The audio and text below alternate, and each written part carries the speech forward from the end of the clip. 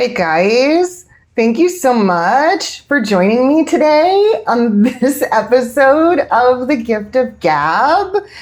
We're going to talk about this fun thing called UpSpeak. Stick around. Well, I have a wonderful electronic invention I want you to see. It looks something like this. My producer is staring at me right now. He hates every minute of this. I want you to know that. This whole topic, he despises. It's really funny. What are we talking about? UpSpeak.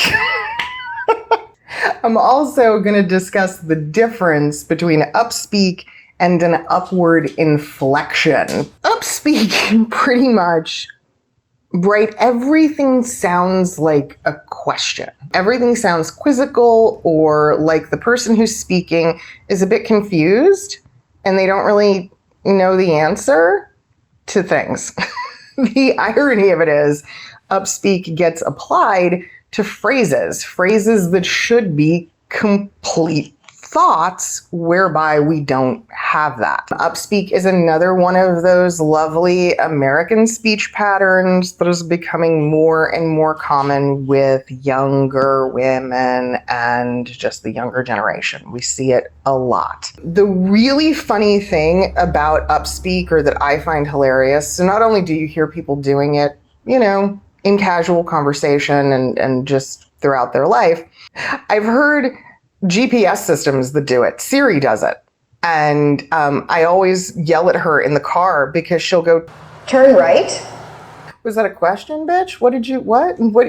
It shouldn't be a maybe, right? Turn right. It should be a command. It should not be something that really, sounds like she's unsure of herself. We hear it sometimes with AI voices. One of the many things that make them kind of laughable. You probably have a friend or a sibling who upspeaks. If you yourself are concerned that you're one of those people that upspeaks, a great way to break yourself of doing it is to use your hand to be your own conductor. Right? When a conductor in an orchestra or in any musical setting, they kind of bring something to a close, or you will see them do this, right? We've all kind of seen this in orchestral scenes. So you can do that for yourself. You can literally gesture yourself into a closed phrase. Okay? Try it. Might help you quite a bit. Now, on the other hand, upward inflection. Upward inflection is not necessarily a bad thing. Upward inflection is something that shows excitement. It's exclamatory in nature. It's not a question by device. It's not meant to be, but it's like when somebody walks in the room and you go, "Oh my God, it's so good to see you." Upward inflection, right? We're excited. And so we tend to bring our pitch and our tone up. The difference is simply this. An upward inflection is necessary in voiceover in many, many, many instances. You don't want to avoid having an upward inflection, because if you avoid upward inflection completely and you try to never do it, you're going to sound very sullen and very monotone, and all of your notes are going to end on a downward note. No good, right? So you have to have variety. You have to have some variation there. Where you do not want an upward inflection is on the end, the last note you say, your closer.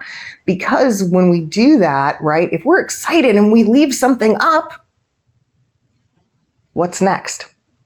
I'm waiting for the next thing that you're about to say. I don't feel like you have completed your thought.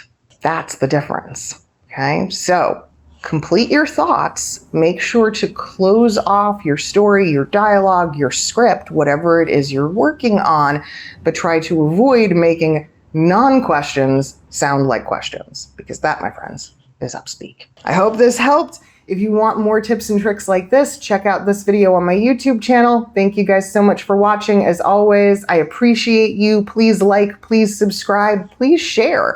And I look forward to your comments and questions. Thanks.